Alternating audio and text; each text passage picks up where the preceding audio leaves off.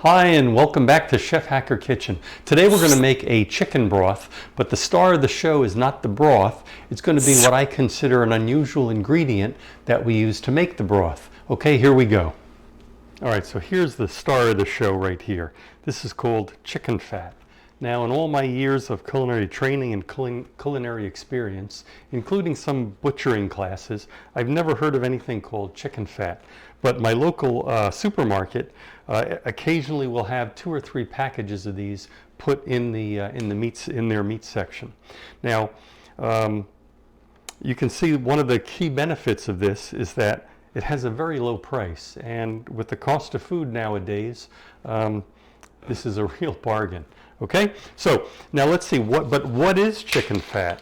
Well, as I said, I had never learned, so I caught hold of my butcher in the supermarket, and I asked him, I said, what exactly is this? And he said, well, when we bone out chicken breasts and things like that, these are the pieces that are left on the cartilage, and we go ahead and trim them off, and then we sell it as chicken fat. So that's really all it is. Now, what's cool about this is it's going to make a really rich tasting broth. You can see that they leave some skin and quite a bit of fat along with the meat that's there.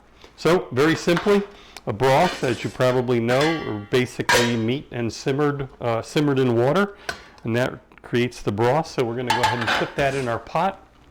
We're going to add this is about a pound of chicken. So we're going to add about, I don't know, maybe 3 quarts of water, and we're going to take it over to the stove and we're going to bring it to a boil.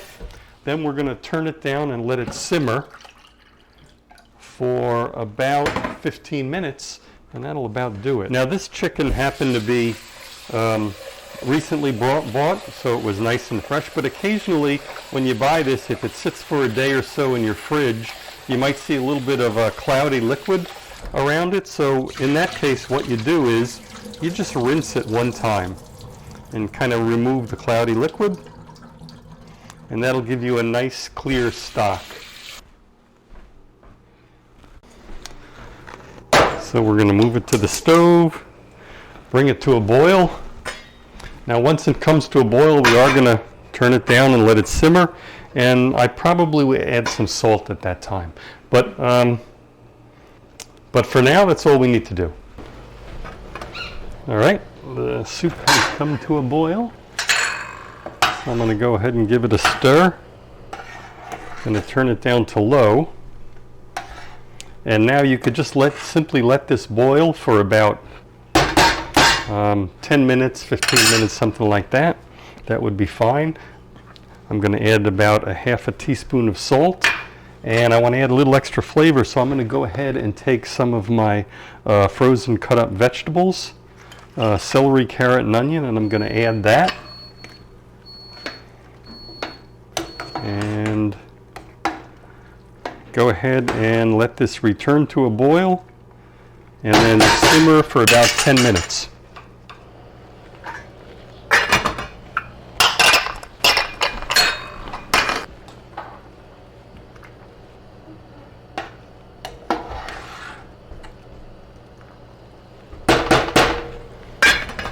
All right, so we have been simmering for about 10 minutes, and that looks like it's about ready to go.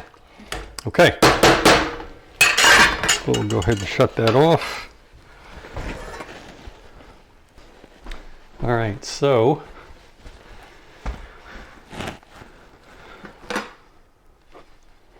the broth is done,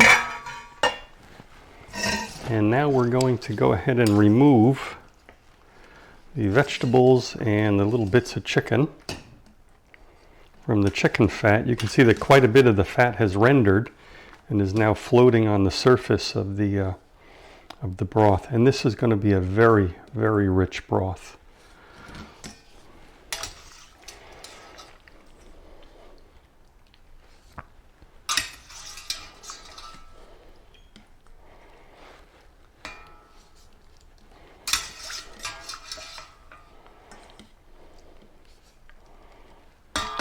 All right, now I'm going to go ahead and let this chicken kind of cool off, and Then I'll go ahead and cut the meat away from the fat. Now, a lot of the flavor from that chicken meat has been transferred into the broth. So you can use it, but it's best to use it in sauces or soups or something like that, because it could tend to be a little bit dry. Now we're going to go ahead and take our broth, and I typically wait and let this cool a little bit, but I'm going to go ahead and transfer this to containers, and we should get about just short of 3 quarts, I'd say. So that's 2, and then, all right, we may have boiled away a little more than I'm used to, but that'll just make for a rich stock. So now I'll take these and I'll let these cool. The fat's going to float to the top, and if I refrigerate it, it'll become firm into a single piece, and I can pull it right out. That's kind of like schmaltz, so you could use that to saute things or toss it, your preference. I'm going to go ahead and let these cool. I'll probably use one of them for some soup, and the other 2 I'll put in the freezer for future use. Okay. All right, so the chicken stock has spent the evening in the refrigerator, and as promised, you can see there's fat that has solidified and floated to the top, and that makes it really easy to just lift it off. Now you could discard this, but I'm going to be making matzo ball soup, so I'm going to go ahead and melt this and use this as part of the matzo balls.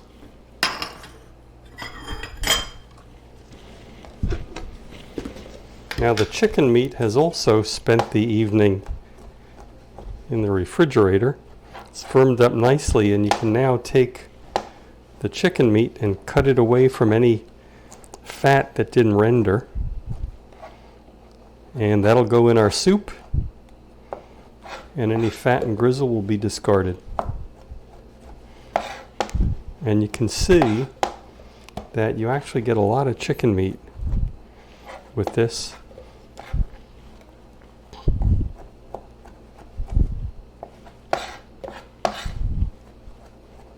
Okay, so I'm going to keep going with this.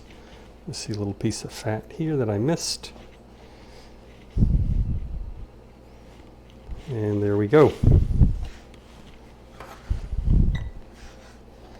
Chicken broth made from chicken fat, right? So if you can, go to your supermarket or talk to your butcher and find out if chicken fat is a real thing. This type of chicken fat, not the kind that you just render. And if so, leave something down in the comments, okay? Let me know. Also, remember, this stock is so rich and wonderful. It can be used for any kind of soup, even the soups that don't have a lot of other ingredients, like matzo ball soup or lentil soup or something like that. If you like this video, don't forget to hit the like button down there and subscribe so you'll always know when we're making new videos. I have a bunch more coming up, some Easter pie, an Italian version of a wheat pie, and some other stocks, some ham stock, and different kinds of soups, okay? So please go ahead and subscribe, and we can get them out even more quickly. Alrighty, see you next time in Chef Hacker's Kitchen.